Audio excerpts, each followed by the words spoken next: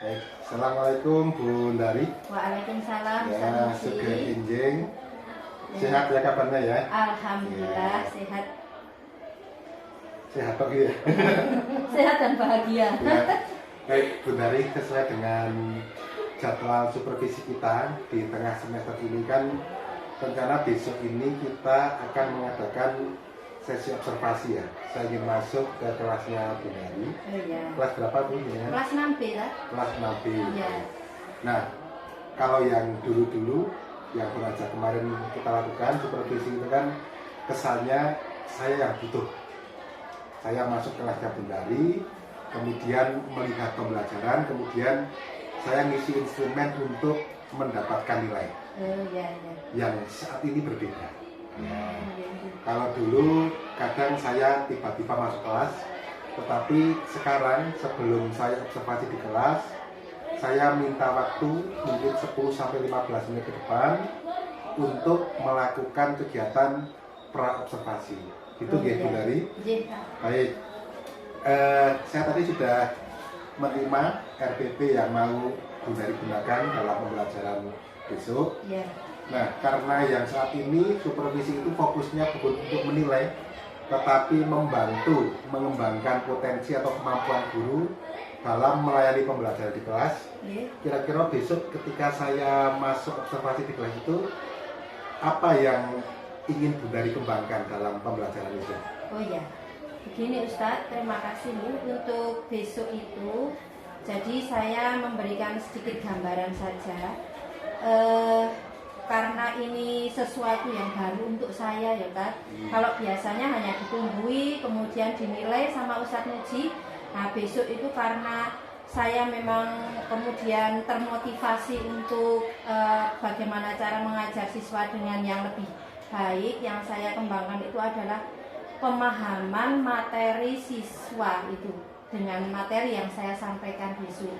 Itu saya sangat berharap anak-anak itu dari apa yang saya sampaikan itu betul-betul paham. Nah, salah satu cara untuk memahamkan biar anak-anak itu selain cara paham dengan mendengar apa yang saya sampaikan, saya juga berencana untuk menyampaikan dengan cara melalui PPT itu kan. Jadi sekaligus untuk menambah kemampuan saya dalam bidang IT. Nah, jadi selama ini kan memang saya harus belajar dan belajar. Kalau dulu ketika supervisi itu saya menggunakan PPT ya seperti itu. Jadi hanya apa yang ada di aplikasi PPT saya atau PowerPoint itu ya saya hanya ambil dari situ kemudian saya tulis sudah. Nah, kalau besok itu rencana saya itu saya mulai menggunakan Canva. Nah itu sesuatu yang baru untuk saya meskipun mungkin untuk yang lain sudah sangat jauh sekali ya, tapi kalau untuk Canva, menggunakan Canva itu saya memang untuk saya pribadi itu adalah sesuatu yang sangat yang harus saya pelajari dan alhamdulillah besok saya praktekkan gitu. Berarti hal yang ingin dikembangkan Bu Ndari dalam observasi besok ini adalah pemanfaatan IT ya untuk pembelajaran ya Bu. Ya, Dan Bu Ndari ingin dengan pembelajaran yang menggunakan IT ini kemudian nanti anak-anak ingin paham. Iya, agar anak paham. Ya. Besok kalau misalnya setelah selesai Bu Ndari melakukan pembelajaran, kemudian Bu Ndari merasa berhasil pembelajaran itu ketika apa nanti itu? Ya ketika anak-anak itu kan mesti ada itu ya ada di akhir itu kan ada kesimpulan itu ya. Ketika saya utarakan pertanyaan dari apa yang saya sampaikan materi itu, anak kok bisa menjawab, itu bisa saya katakan berhasil. Itu yang pertama. Yang kedua, ketika saya selesai pembelajaran kok saya lihat wajah anak-anak kok bahagia, berarti itu juga berhasil. Kemudian anak-anak kok tertarik dengan apa yang saya sampaikan melalui IT tadi, itu berarti saya juga anggap itu berhasil.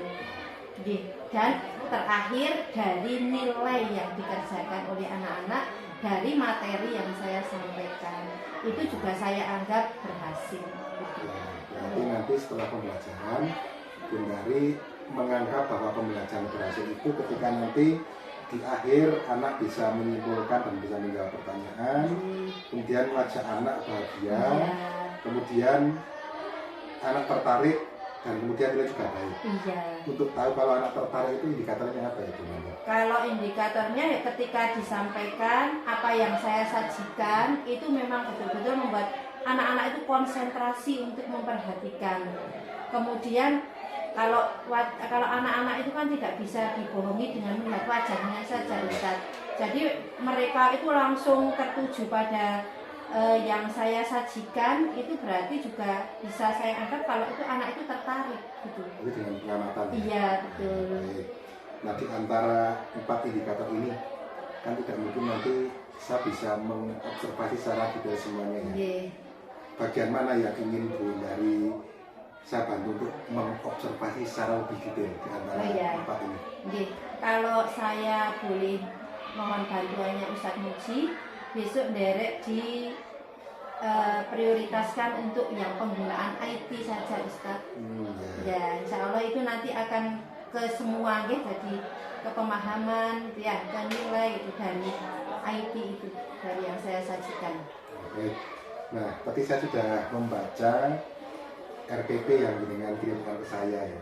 Tapi barangkali Bundari bisa menceritakan ya sedikit skenario pembelajaran itu dari awal sampai akhir mau dibawa seperti apa ya? Oh ya, jadi dari pembelajaran itu besok yang akan saya sajikan kepada anak-anak, yang pertama pembukaan itu ya Tat, itu anak-anak saya ajak untuk membangkitkan sifat nasionalisme, saya ajak untuk menyanyi lagu nasional, kemudian yang berdoa, persepsi itu ya Tat ya, jadi kegiatan itu. Kemudian untuk yang kegiatan inti saya menyajikan materi dalam bentuk itu tanpa yang saya sajikan, yaitu tentang hak dan kewajiban beserta contoh-contohnya.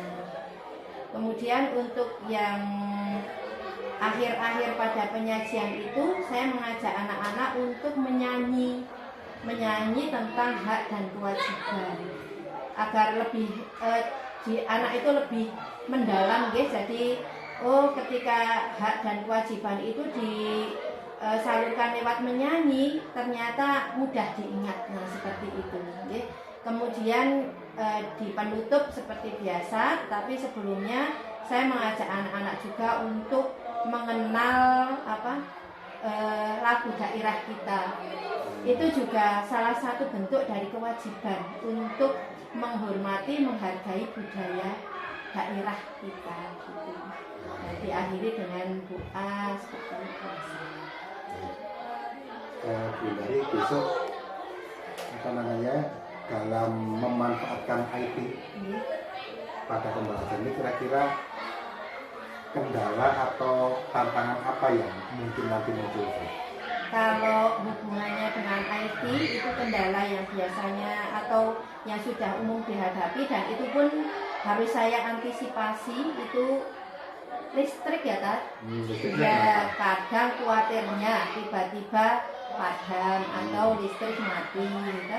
Kemudian ada kendala dari laptop saya. Kendalanya apa dengan laptop? Nah, kalau misalnya kemudian terhenti tiba-tiba karena memang kadang ada keterbatasan saya gitu dalam mengoperasikan laptop juga bisa, dan itu pernah saya alami.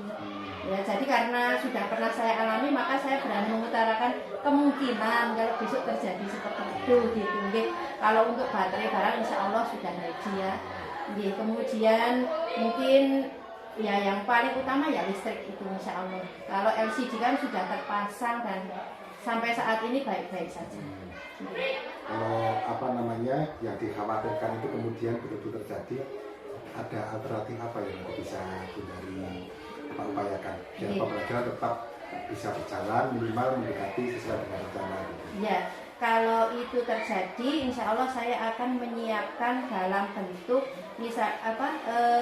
tulisan besar yang saya tempel di papan tulis saja, Ustaz.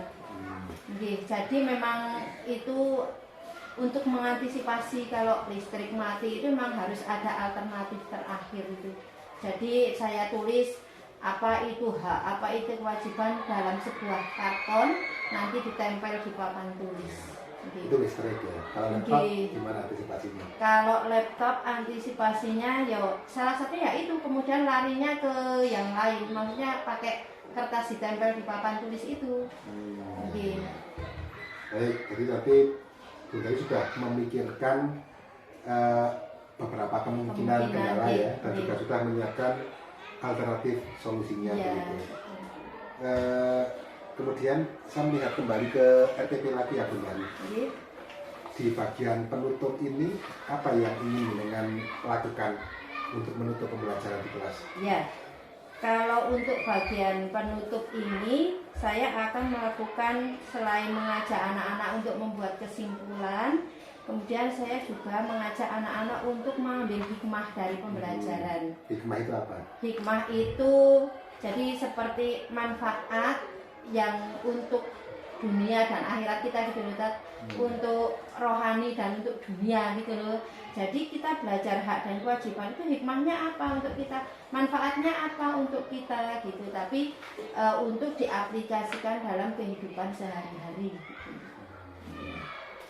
Kemudian tindak lanjut. Jadi dari belajar tentang hak dan kewajiban itu, tindak lanjut kita apa untuk kedepannya. Kalau misalnya sekarang belum bisa melakukan hak, belum bisa mendapatkan hak atau belum bisa melakukan kewajiban, nah kita terus harus bagaimana untuk kedepannya gitu. Misalnya selama ini kan karena ini memang pembelajaran yang sangat penting karena kadang ada siswa yang masih bingung antara hak dan kewajiban. Padahal kalau sudah dalam keseharian biasanya malah banyak yang mengharapkan hak tapi belum melakukan kewajiban. Nah seperti itu. Nah harapannya besok ketika sudah saya sampaikan tentang hak dan kewajiban, tindak lanjutnya anak-anak jadi tahu, oh kewajiban dulu baru mendapatkan hak. Gitu. Untuk memperoleh hak kita melakukan kewajiban. Nah seperti itu.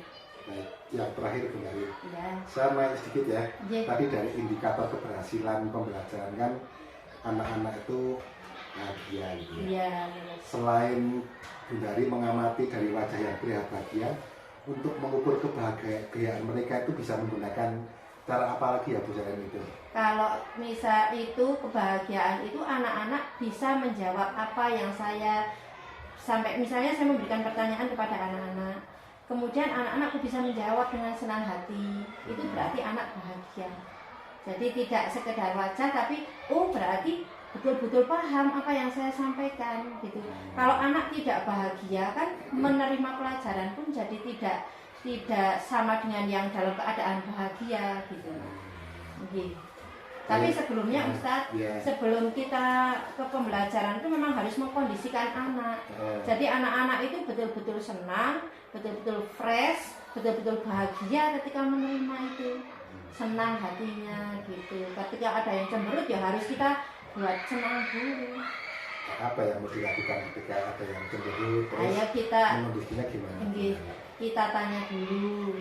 Kalau misalnya ada apa, ya sudah sarapan atau belum, kan banyak faktor anak-anak itu cemberut.